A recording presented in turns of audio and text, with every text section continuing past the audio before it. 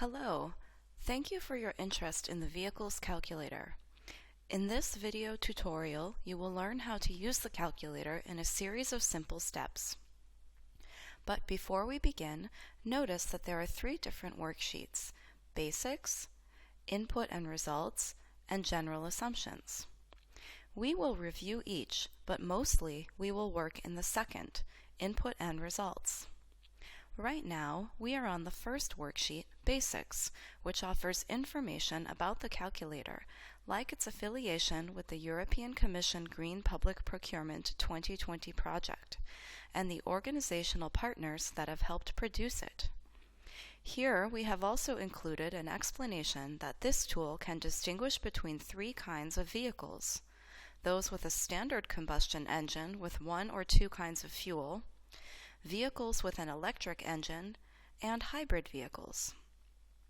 Please bear in mind when using the calculator that the decimal separator is a comma, not a point. Now let's begin the tutorial, in which we will use the calculator to show us the combined direct and indirect greenhouse gas emissions that can be avoided if your organization chooses fuel-efficient, electric, or hybrid vehicles instead of less fuel-efficient options. Direct emissions are those that are produced by the fuel burned while running the vehicle, and indirect emissions are those that are generated by the production of the fuel, whatever type it may be. On this worksheet, we will enter information for a benchmark, whether our current vehicles in use or a less energy efficient option available on the market, and also for the low carbon solution we may be considering or measuring.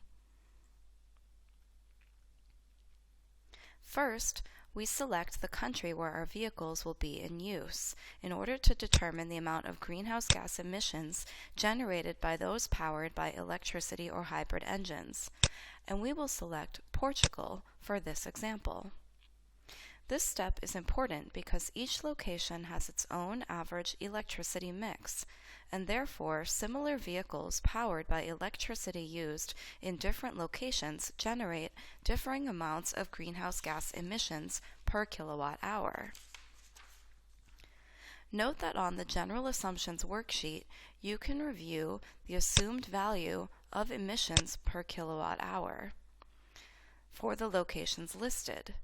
If you believe that you have a more accurate value for your country, you can adjust the value on this worksheet, and the calculator will adjust its output accordingly.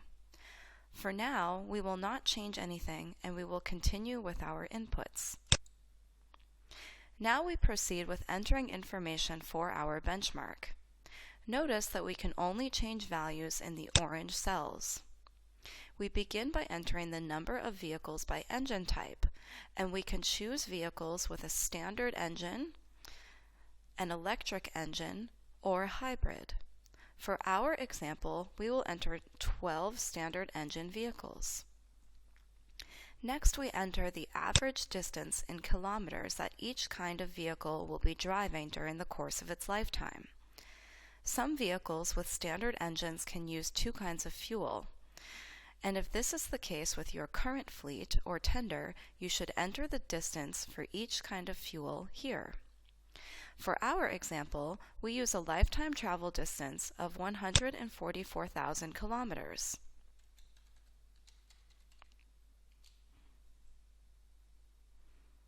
Note that we have pulled our benchmark and low-carbon solution examples from a study on a Portuguese tender titled Rental and Purchase of Electric Vehicles, which is available on our website. Then we must select the kind of fuel from the drop-down menu used in each type of vehicle.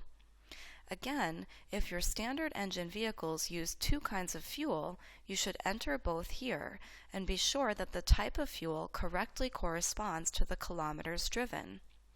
We select diesel for our benchmark vehicles. Now that we have entered this information for the benchmark, we can see that the energy content of the fuel is automatically provided based on the options we selected from the drop-down menu.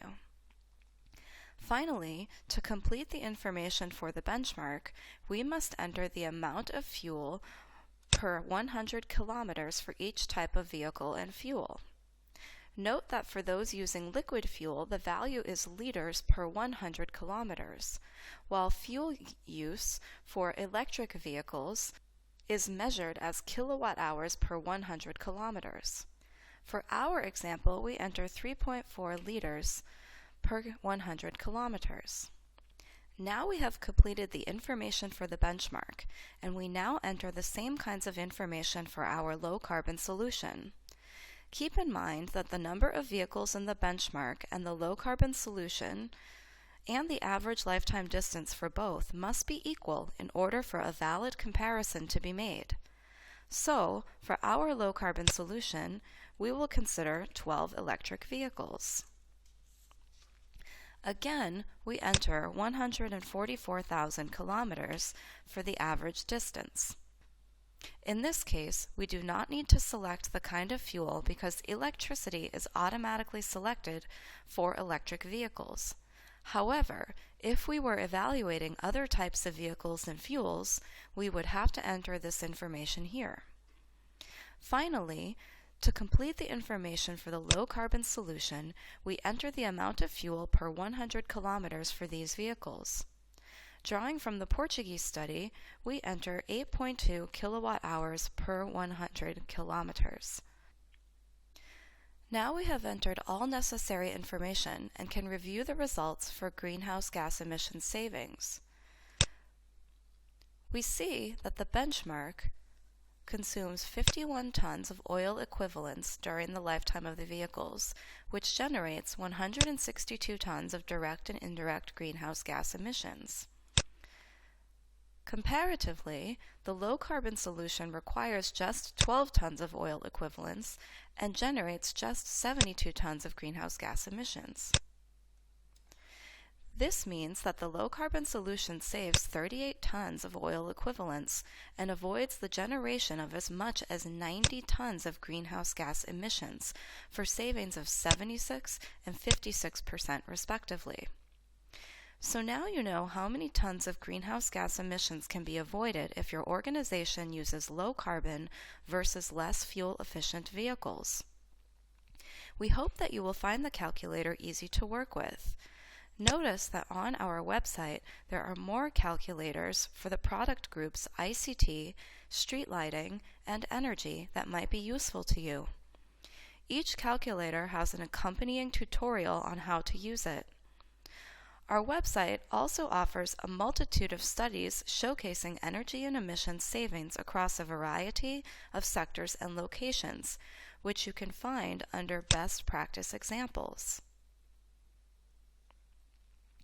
If you have any questions about or comments on the calculator, you can find our contact information here. Goodbye and good luck.